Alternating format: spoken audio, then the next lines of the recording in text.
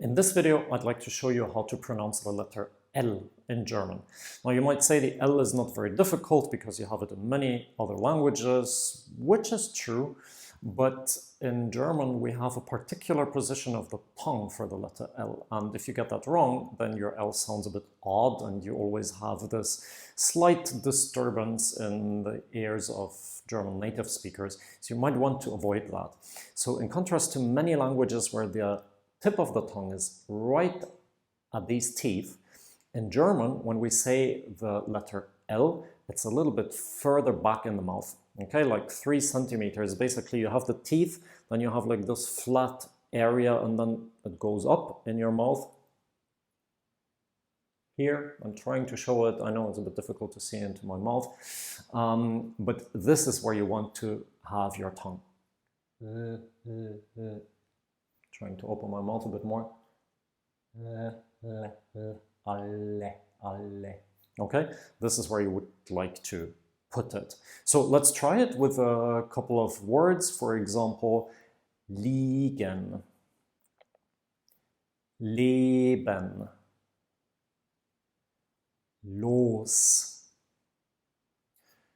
Let's try it with a few words where it's in the word, like for example, kalt, Berlin, or at the end of the word, soll, will. Okay, I think it's not too difficult. Practice this for a couple of days, few minutes per day. Feel free to do it in front of the mirror and make sure that the tip of the tongue is actually at this point like 2-3 centimeters behind your teeth and not touching your teeth.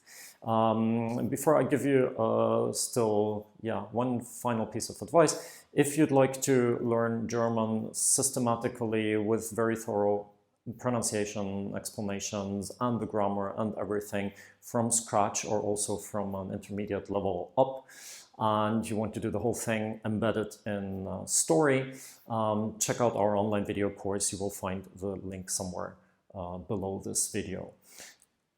One final thing about the L, make sure in German that it doesn't have any influence on the vowel before or after. Now, what does that mean? A vowel are all these sounds like A, E, I, O, U, E, Ö, Ü, and in German they are completely constant. So when I say, for example, alle, okay, you want to make sure that the A does not become something like alle, okay, so that the quality of the A sound changes before you go into the L. No, we don't want that in German. What we want is we have an A, and then out of nowhere, we go directly into the L. We cut off the A like with a knife. We don't do something like switching the sound or twisting the sound of the A before we go to the L. And that applies to all sounds, to all vowels in German. Make sure you do that also with the combinations with L, okay?